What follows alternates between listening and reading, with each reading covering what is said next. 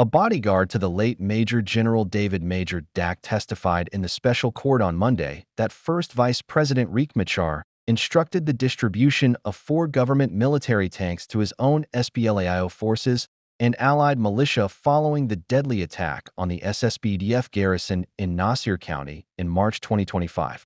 Sergeant Mayan Kwol Chan, a prosecution witness and survivor of the attack, gave his account before the court's 35th session at Freedom Hall in Juba. The proceeding was led by a Jack Mayall Beer, a member of the prosecution team. Kwol, the 6th prosecution witness, stated that Machar called General David Major Dak by phone after the attack and instructed him to leave his weapons in armored personnel carriers, APCs. According to the testimony, Machar said the 4 tanks would be distributed to his Sudan People's Liberation Army in opposition, SPLAIO, and to factions of the White Army Militia, specifically naming subclans of the Jikini Nuer community. Machar called David Major on phone and told him that the military tanks they were in will be distributed, Kwol told the court. He said one will be given to the SPLAIO, second will be given to the subclan of Selang, third to the subclan of Sial, and fourth to the subclan of Binyal. Kwol testified that Machar assured General David Major of his safety and that of his bodyguards, promising they would be escorted to UN helicopters by SPLAIO officers. The witness described a series of events leading to the general's death. He said that on March 7, 2025, SPLAIO Commander Brig General Koang Mayam arrived and took possession of the 4 tanks for distribution as outlined. Earlier, Nasir County Commissioner James Gatluak Liu, along with senior SPLAIO officers and White Army leader Kong Makana, visited the captured garrison and instructed David Major Dak to surrender his weapons. Nasir County Commissioner told Major that if the helicopters arrived, the commander of the SPLAIO will escort them to the plane, Kwol stated. The commissioner left, and after a while, Brig Koang Mayam came to us and ordered Major to hand over his pistol and long-range radio to him. Kwol said the general complied. When 2 UN helicopters later arrived for evacuation, he and the injured Major Dak exited a military tank. SPLAIO officers then carried the wounded general toward a helicopter. Major was injured, so he couldn't walk. The SPLAIO officers held his legs and carried him to the helicopter, Kwol testified. After reaching Midway, the SPLAIO officers thrown him down, and the SPLAIO soldiers opened fire at us, and we got scattered.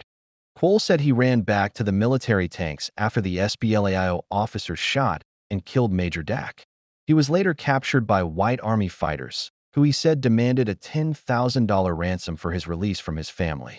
They told my uncle on phone that they need $10,000 to release me, and my uncle told them that the amount was too much and that he can't afford, Kwol said. He testified that after negotiation, the ransom was lowered to $6,000, which his family paid to secure his freedom. In earlier testimony, Kwol described sheltering inside an APC with other soldiers, including the wounded commander, as phone calls were made to senior figures. He said one call from Machar was placed on loudspeaker in the Nuer language. He said, "Do not fear, I am with the president," Mayan testified. He said discussions focused on surrender and evacuation guarantees, but that no clear assurances were given and multiple evacuation attempts failed. Presiding Judge James Alala Deng adjourned the session until January 7, when the witness will face cross-examination by the defense team. Machar and 7 co-accused face multiple charges, including murder, conspiracy, terrorism, treason, destruction of public property, and crimes against humanity. Prosecutors allege that SPLAIO forces allied with the White Army killed 257 South Sudan People's Defense Forces, SSPDF, soldiers, including Commander General David Major Dak, and destroyed or seized military equipment worth an estimated $58 million during the Nasir garrison attack. A community head chief on a peace mission was killed during recent clashes in South Sudan's Jonglei state, a county official said Tuesday. Moses Makhat Jirkwak, head chief of Panyang Payam in Duck County, was killed in Ui town on January 2 amid fighting between the SSPDF and the SPLAIO in Ur County, according to John Hatim Rui, the Duck County commissioner. The chief had traveled to neighboring Ur County days earlier to mediate between the Dinka community of Duck and the Lu Nuer community of Ur, Rui told Radio Tamazuch. It's likely that the chief was killed in crossfire. However, we can't rule out the possibility of assassination, Rui said. He described the chief's death as a significant loss, but said the exact circumstances remain unclear. Due to ongoing insecurity, Jirkwak's body was buried in Ui, the headquarters of Ur County, and has not been transported to his home area, Rui added. For more than a decade, Jirkwak had worked as a peacemaker between communities, the commissioner said. The clash occurred as SPLAIO forces captured the town of Ui from the SSPDF.